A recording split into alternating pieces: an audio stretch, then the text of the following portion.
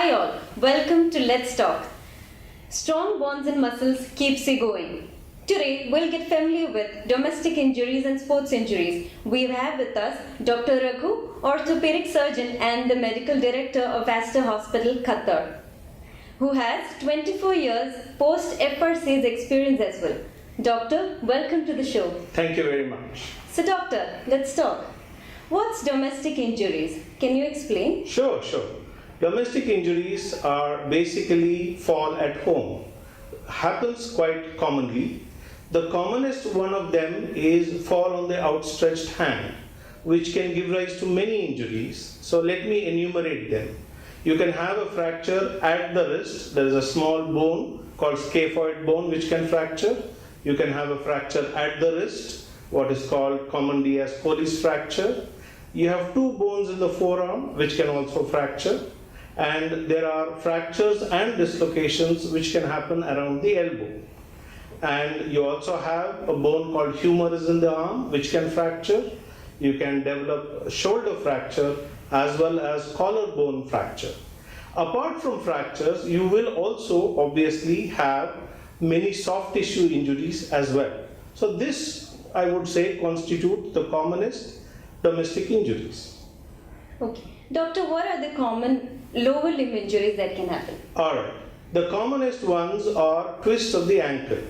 Now, many a times, although it is only a sprain, which is a soft tissue injury that happens, but we need to assess it to define whether is there any bony element, because a twist of the ankle can also give rise to a fracture. So ankle is a common place where they get injured at home, and knee also can get a twisting injury where ligament injuries can happen. At home, unlikely to have a fracture of the knee because the bones are quite strong, but ligament injuries of the knee are quite common. Alright.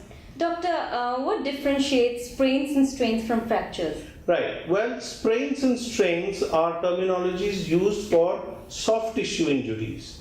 There are things called ligaments, there are things called tendons and associated structures which get overstretched when you have an injury. That results in pain and swelling, sometimes bruising as well. So this is called sprains and strains. Whereas fracture would actually mean a break in the cortex of the bone, which is a bone either actually splitting into two or developing a crack. That is the major difference between sprain and fracture. Okay. Doctor, what are the other injuries apart from upper limb and lower limb injuries? Right. Well, at home, sometimes you can slip and fall on your backside, and you can develop an injury to the tailbone, which is the tailbone's name is coccyx. So you can develop what is called as fracture or pain in the coccyx. You can also have vertebral fractures. Vertebra are the bones in the back. Because it's a vertical fall, when you slip, your legs go front and you actually fall on your backside. There is a vertical pressure which can actually fracture the vertebra as well. These are the few other injuries which can happen at home. Doctor, for instance, if a person falls on the ground and hits his head, does that come under domestic injury as well? Well, I think it does. And with head injury, we have to be very careful. There are 2 or 3 conditions which may develop after a head injury, which we have to keep in mind. The first and most important is loss of consciousness. If a patient falls, hits the head, and loses consciousness for any length of time, be it 1 minute, 5 minutes, or 10 minutes, that patient has to be taken to a hospital and fully analyzed, because we need to rule out serious injuries inside the head. Now, patient may also develop severe headache or severe vomiting. So any of these 3 things, let me repeat, either loss of consciousness, severe headache, or severe vomiting. Any of these 3 things happen after an injury to the head, patient must be taken to a hospital and a thorough analysis of the injury must be made. Fine, doctor. If any of these incidents happen, like be it upper, lower, or head injury, when is the right time to seek medical attention? Right. Well, I will be the last one to say for every little fall, go and see a doctor. But at the same time, we have seen it time and again that a patient who has an injury at home automatically would assume that given a few days' time it will get better and not necessarily seek medical help. But what I would recommend is you have to look at a few things. One, the level of pain. If the pain is so bad that you cannot use that part of the body, for instance, if it is the ankle and you cannot put weight on it, then the injury must be serious enough. And there is also associated swelling.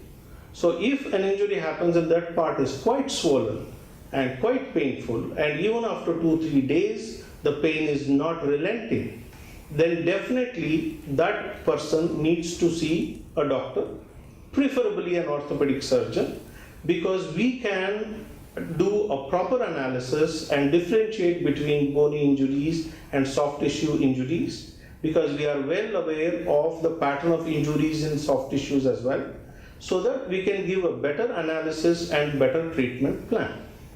Alright, doctor. I hope we have covered most of domestic injuries. Shall we move on to sports injuries? Sure. Alright, doctor. Can you elaborate on sports injuries more?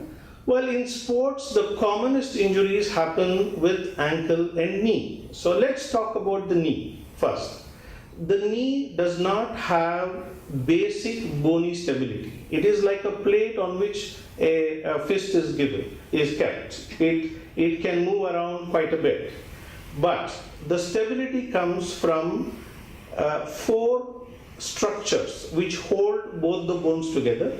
They are called ligaments. You have 2 ligaments on the outside which are called medial collateral ligament and lateral collateral ligament. And there are 2 ligaments inside which crisscross, so they are called cruciate ligaments. They are anterior cruciate ligaments and posterior cruciate ligaments. Most sports injuries happen in sports where certain amount of body contact is inevitable, like football, hockey, and various other sports where some amount of body contact happens. And in sports like basketball, where you jump up and land, when you land, if you don't land correctly, it can twist your knee. So in the knee, most of the time, the ligament injuries happen. The commonest one among them is the tear of anterior cruciate ligament. Now this happens when the patient is trying to run, change direction, and either falls on somebody or stumbles on something and falls. This tends to happen. Now, any ligament injury in sports, it is important to be analyzed correctly and treatment started straight away. Only way that that person can go back to playing the sports that they enjoy. So in sports, if you have an injury, I will strongly recommend you go and see a doctor for your own benefit. Now the second commonest thing that happens is ankle. Obviously, a lot of running is involved in most sports, so the chances of ankle twisting is always there. So again, it could only be a sprain or strain, but they may end up with fractures as well. So again, if you have an injury of ankle while playing sports, it makes more sense to get it analyzed and treated. Because I have seen a lot of sports people who ignore these ankle sprains, thinking that few days of rest and icing will settle it. But they would have had 2-3 injuries in a year. By the end of 1 year, the ankle would have become a bit weak because the ligaments would not be able to perform their function very well, and they will start having more and more twisting injury because the ligaments are not able to support the ankle. So I would strongly recommend any sports injury to be properly analyzed as soon as possible and the correct treatment instituted straight away. Doctor, are there any upper limb injuries that's likely to happen in sports? Yes, upper limb injuries as opposed to lower limb injuries happen depending on certain sports. For instance, a sports like baseball, where a ball has to be thrown at a particular speed, puts a lot of strain on the shoulder. So they may develop shoulder tendinitis, or sometimes tear of the ligament in the shoulder or a strain of the ligament in the shoulder. They may also develop strain in the elbow, which is commonly referred to as tennis elbow. These are some of the sports injuries that can happen in the upper limb. Unless, of course, if they have a fall, it's a fall during the sports. Depending on the fall, they can have any injury depending on which part of the body gets affected. Doctor, are there any other injuries in sports that can occur? Yes, you can have spine injuries as well. Something like American football is very highly physical, where a lot of people either block you, push you, or fall on you. Then you can develop injuries to the spine, injury to the neck. Any of those things can also happen. Alright. Doctor, is there any common principles to injuries? Like, if yes, can you outline the same? Yes, of course. First of all, let us try a little bit of classification. We call it acute injuries, chronic injuries, and there are injuries, although not related to sports, but to work, which are called repetitive strain disorder. Now, acute injuries are the one where you have some kind of a twist or a fall. Subsequently, you develop pain, swelling of that part.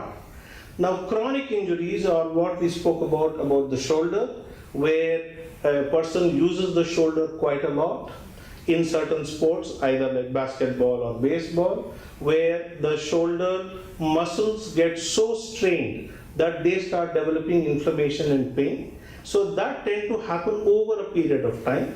And as I stated earlier, people who are having ankle injury, who tend to neglect it initially, will have more and more injuries, and they also can become chronic. Now, repetitive strain disorders typically happens where the same kind of work is done every day. For instance, if you take IT people who sit in front of the computer for all day long, either typing or doing something, they can develop something called tendinitis at the back of the hand. And there are some people who have to pick up weights and shift weights. They develop elbow pain, which is called tennis elbow. They can also have shoulder tendinitis because of the amount of weight they have to end up lifting. So these kind of injuries are called repetitive strain disorder. So this is basically the classification. Now, any kind of injury or pain basically means the body trying to tell you that something is not quite right, and for which you need to take some action. Now, again, I will tell you, for every little pain, nobody needs to go to doctor. But if the pain is persistent beyond the first few days, and if the pain tends to increase, then you must go and see a doctor, so that he or she can then analyze the problem, do the necessary investigations, and institute the treatment so that your reason for pain is found out and a plan is put in place so that you can get rid of the pain, rehabilitate that part, and get well. So I would all in all say, don't wait for too long, then the pain becomes chronic and it takes much longer to get better. So if the pain persists beyond 1 week, I would strongly recommend you go and see a doctor. Okay, doctor. Thank you so much for your valuable information and Pleasure, time. my pleasure. Thank you all. Stay healthy. Stay healthy.